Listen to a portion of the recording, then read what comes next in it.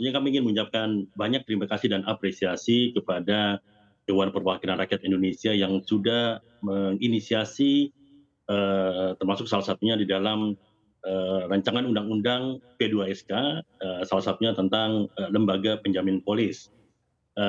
Sebagaimana tadi sudah disampaikan juga oleh Pak Misbakun, memang ini merupakan amanat Undang-Undang 14 amanat 40 tahun 2014, bahwa memang keberadaan lembaga penjamin polis ini merupakan suatu kebutuhan, dan kalau ditanya urgensinya, better late than never, karena kasus-kasus yang tadi disampaikan oleh Pak Misbakun sudah terlanjur terjadi, dan mudah-mudahan tidak ada kelanjutan ke depannya hal-hal serupa.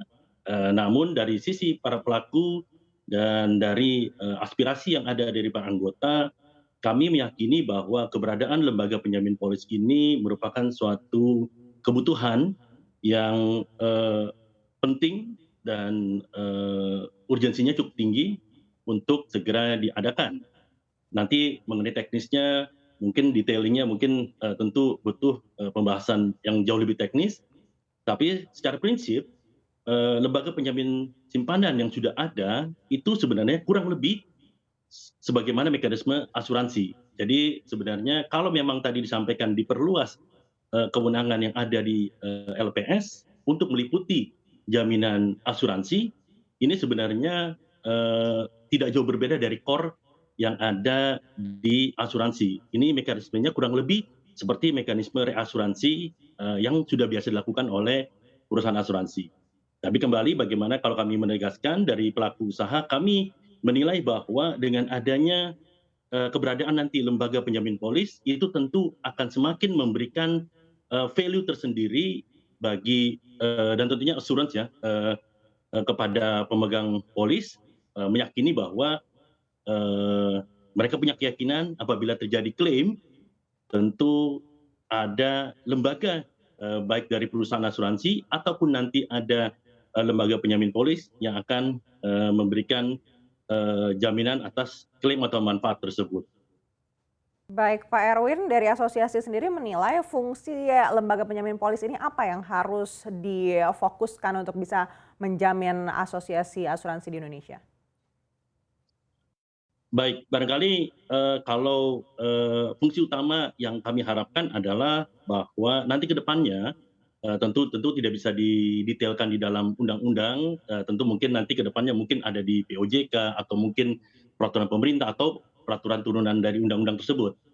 Ini kami melihat bahwa perlu ada hal-hal utamanya barangkali kami atas nama Asosiasi Asuransi Syariah Indonesia, ini kami perlu juga mendapatkan keyakinan untuk memberikan kembali kesesuaian syariah bagi para pemegang polis.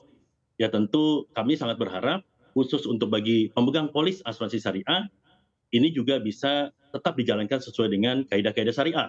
Kalau untuk konvensional itu tentunya sama, karena yang dijamin oleh pemegang polis, manakala perusahaan asuransi tanda petik gagal membayarkan kewajibannya, maka lembaga penjamin polis itu hadir. Kalau di asuransi syariah, nah ini lebih menarik lagi. Kala yang pertama kali memberikan jaminan adalah perusahaan asuransi syariah sebagai pengelola. Apabila kumpulan dana pesertanya ini belum atau kurang mencukupi untuk memberikan manfaat, maka perusahaan asuransi syariah hadir memberikan jaminan dalam bentuk kord atau dana talangan.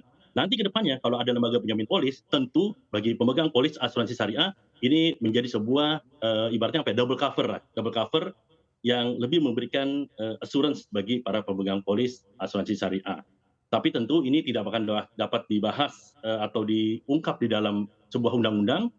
Tentu kami berharap ke depannya apakah itu bentuknya peraturan pemerintah ataupun POJK, ini detailingnya itu bisa termaktub di dalam peraturan tersebut.